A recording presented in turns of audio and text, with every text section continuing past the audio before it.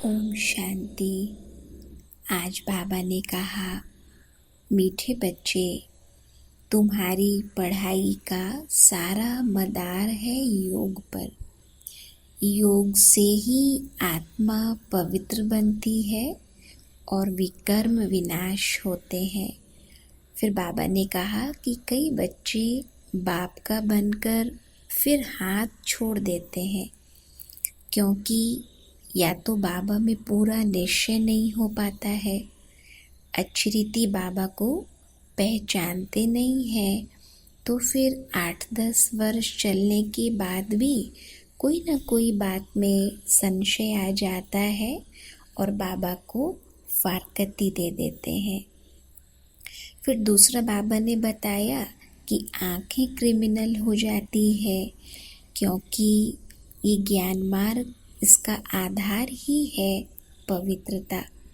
तो अगर हमारे अंदर पवित्रता की शक्ति नहीं आई है, योग की शक्ति नहीं है, तो कर्मेंद्रिय धोखा दे देती है। और उसमें भी मुख्य बाबा आँखों की बातें बताते हैं। तो क्रिमिनल आई होने से फिर माया की ऐसी ग्रहचारी बैठ जाती है, अवस्था भी हमारी नीचे ऊपर होने लगती है और फिर बाबा से बुद्धि बेमुख हो जाती है और फिर धीरे धीरे पढ़ाई भी छूट जाती है। इसलिए बाबा कहते हैं कि पढ़ाई का सारा मदार योग पर है, क्योंकि ज्ञान से हमें ये पता चलता है कि हमारे अंदर कौन सी कमी कमजोरी का संस्कार है, कहाँ हमें अपने को परिवर्तन करना है। ये सारी चेकिंग ज्ञान से होती है। दूसरों के साथ भी हमें किस प्रकार से व्यवहार में आना है, कहाँ शांत रहना है, कहाँ सहनशील होकर चलना है, कहीं उलझना नहीं है, फंसना नहीं है, अटकना नहीं है। लेकिन इन सारी बातों को अप्लाई करने के लिए शक्ति चाहिए, जो योग से ही मिलती है। योग से ही हमारे संस्कारों में परिवर्तन आता है, संस्कार हमारे श्रेष्ठ बनते हैं, उनमें दिव्यता आती है।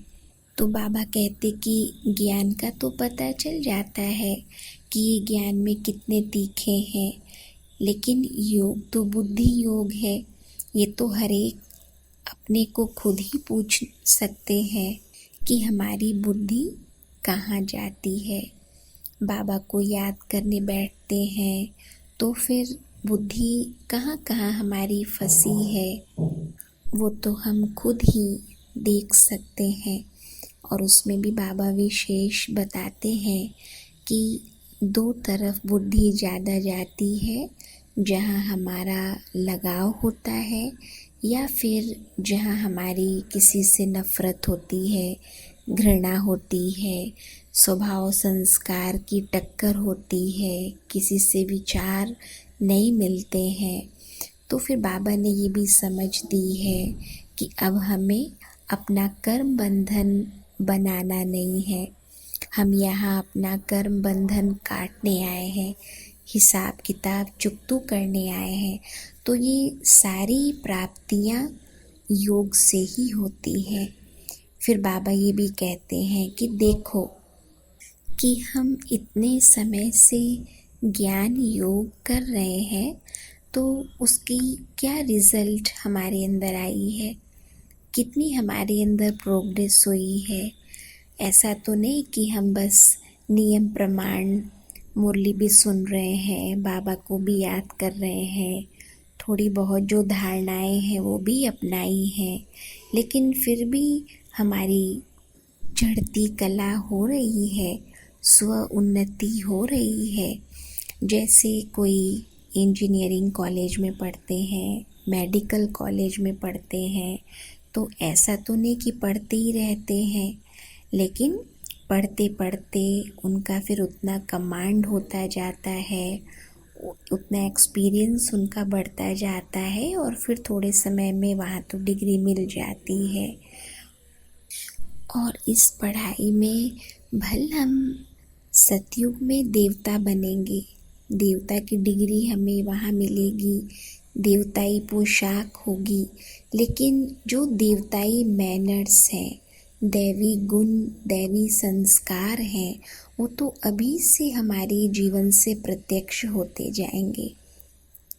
उन स्कूलों में भी समय समय पर एग्जामिनेशन होती है, जिससे पता चलता है कि स्टूडेंट्स ने कितनी अच्छी पढ़ाई की है। और यहाँ तो बाबा कहते आप खुद ही अपना एग्ज़ाम लो।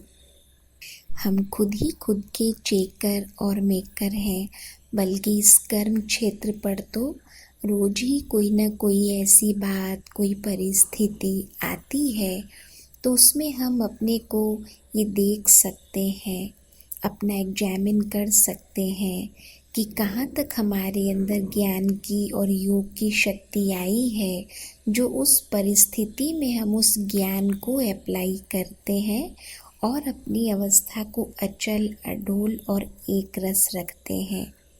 तो रोज इस प्रकार हमारे सामने आने वाली बातों में, समस्याओं में, कारोबार में हम यदि ज्ञान को यूज़ करते चलें तो बहुत जल्दी हमारे अंदर परिवर्तन आता जाएगा, हमें पता भी नहीं चलेगा। बहुत सारी कमियां हमारी स्वतः ही दूर होती जाएंगी और हमारी अवस्था शक्तिशाली बनती जाएगी। तो इन सब बातों के लिए फिर बाबा कहते कनेक्शन बहुत अच्छा हो। जितना बाबा से हमारा कनेक्शन अच्छा होगा, उतनी हमारे अंदर परफेक्शन आती जाएगी। हम खुद ही खुद में करेक्शन करते जाएंगे। दूसरों की करेक्शन करने के बजाय खुद को ही हम करेक्शन देते जाएंगे। फिर आज बाबा ने वरदान दिया कि बाप ने बच्चों को सभी खजाने स्व कल्याण और विश्व कल्याण के प्रति दिए हैं, लेकिन उन खजानों को व्यर्थ तरफ लगाना, अकल्याण की तरफ लगाना या श्रीमत में मनमत और जनमत की मिलावट करना, यह अमानत में खयानत है। तो इसको समाप्त कर रूहानियत और रहम को धारण करो। अपने ऊपर भी रहम करो और सरों के ऊपर भी रहम करो। स्व को देखो, बाप को देखो, औरों को नहीं देखो। तो बाबा कहते हैं कि हमारे पास जो कुछ भी है, तन, मन, धन और बाबा से जो भी हमें ज्ञान, गुण, शक्तियाँ मिले हैं, खुशी का खजाना, शांति का खजाना, श्रेष्ठ संकल्पों का खजाना, श्वास का खजाना, समय का खजाना, ये सब बाबा की अमानत है। जैसे हमें कोई अपनी चीज़, पैसे या कुछ भी ऐसा देकर जाते हैं कि हम थोड़े समय बाद लौटेंगे, तब तक संभाल के रखना। तो हम कितनी भी हमें ज़रूरत पड़े, लेकिन उसे अपने अर्थ यूज़ नहीं करते हैं। तो ऐसे बाबा कहते जो भी आपके पास है, यदि आप उसको बाबा की अमानत समझ कर के कार्य में लगाओगे तो हमेशा हम सेफ रहेंगे। लेकिन यदि कोई परिस्थिति आती है तो हम या व्यर्थ सोचना शुरू करते हैं, औरों के साथ डिस्कशन करने लगते हैं, कमी कमजोरियों का वर्णन करने लगते हैं, तो ये जैसे कि बाबा से प्राप्त खजाने को हम व्यर्थ तरफ लगाते हैं। ये श्रीमत में मनमत और जनमत को मिक्स करना हुआ, तो इसमें हमारा ही नुकसान है। तो फिर बाबा ने कहा कि इसे समाप्त करो और रूहानियत और रहम को धारण करो। जैसे जब कोई किसी के ऊपर जुर्म करते हैं, किसी के ऊपर अत्याचार करते हैं, कुछ नाजायज करते हैं, तो कहते हैं इनके ऊपर मर्सी करो। तो जो जुर्म करने वाले होते हैं, फिर गलत जो कर रहे हैं, उनके ऊपर ये निर्भर होता है कि या तो वो उनके ऊपर रहम करे या उन्हें सजा दे। तो लौकिक रीति रहम को इस प्रकार यूज़ करते हैं कि जो हम लाचार हैं तो हम पर रहम करें या किसी और पर रहम करें।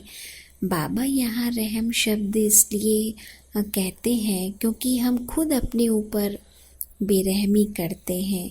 जब मनमत प्रमाण कोई संकल्प कर रहे हैं या जनमत से कर रहे हैं, दूसरों के प्रभाव में कुछ सोच रहे हैं, कर रहे हैं, तो जितना हम श्रीमत अनुसार ही सोचते, बोलते, करते हैं, ज्ञान के अनुसार ही अपने आप को चलाते हैं, यही है अपने ऊपर रहम करना।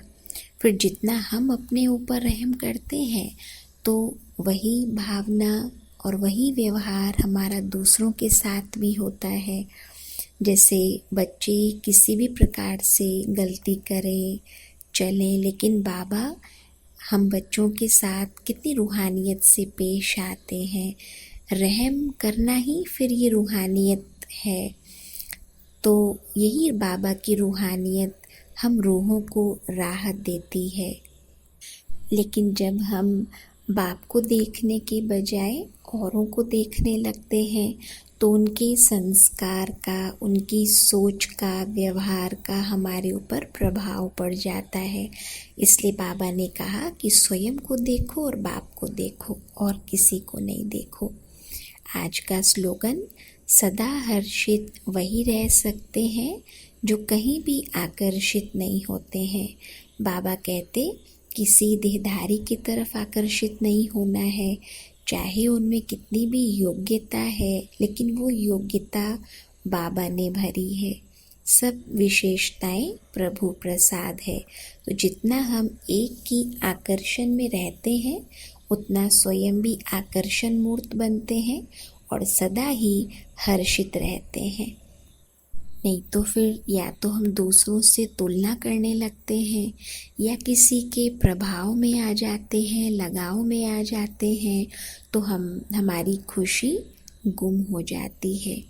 इसलिए बाबा ने कहा कि सदा आकर्षण मुक्त होकर के रहना है। ओम शांति।